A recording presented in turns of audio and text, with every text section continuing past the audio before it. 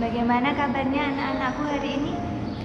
Semoga sehat selalu dan tetap semangat belajar di rumah ya. Masih ingat kan minggu lalu kita belajar tentang apa? Ya, kita belajar tentang ciri-ciri makhluk hidup.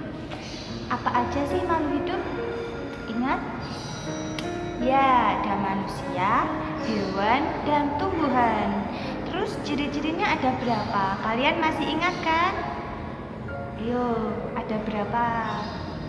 Ya, ada bergerak, bernafas, memerlukan makan, tumbuh dan berkembang biak, serta peka terhadap perangsang.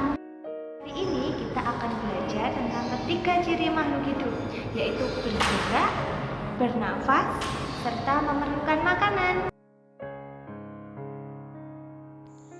Yang akan kita bahas pertama yaitu manusia. Manusia adalah makhluk hidup yang diciptakan oleh Allah Subhanahu wa Ta'ala dengan paling sempurna.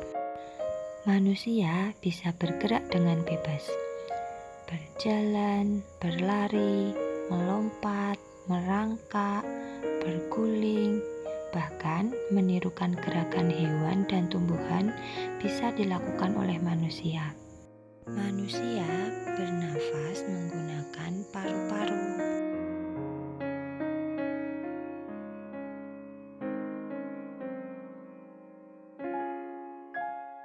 Makanan 4 sehat 5 sempurna yang terdiri dari makanan pokok, lauk, sayur, buah, susu, serta ditambah dengan air yang cukup bisa membuat tubuh menjadi sehat dan kuat. Selanjutnya kita akan membahas tentang hewan. Alat gerak yang digunakan oleh hewan ini bermacam-macam. Ada yang berjalan dan berlari dengan kaki seperti kucing, melompat dengan kakinya seperti kelinci, terbang dengan sayap seperti burung, merayap dengan perut seperti cicak, melata atau merayap dengan otot perutnya seperti ular dan cacing, berenang dengan sirip seperti ikan, serta berenang dengan kaki selaputnya seperti bebek. Alat pernafasan hewan juga bermacam-macam.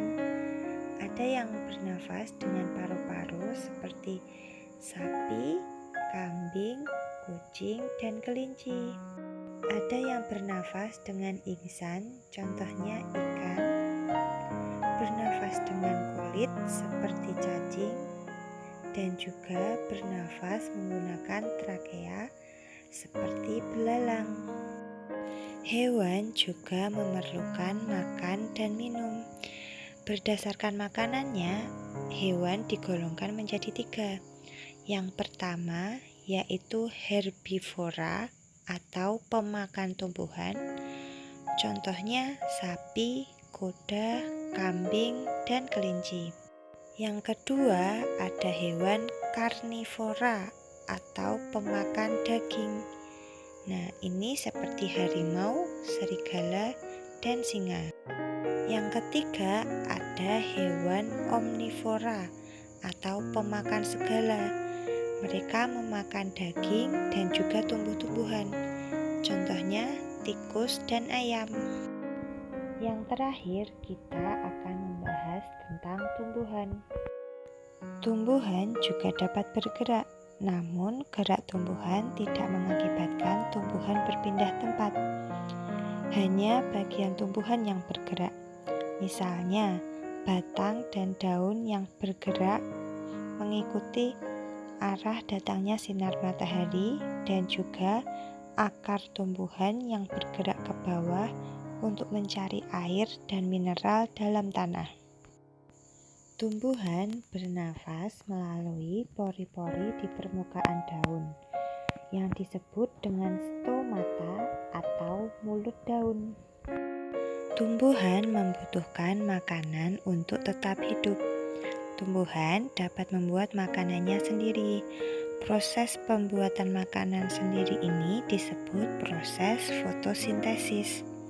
Pada saat proses fotosintesis, tumbuhan menggunakan karbon dioksida dan bantuan sinar matahari serta menyerap air dan zat hara dari dalam tanah untuk membuat makanan.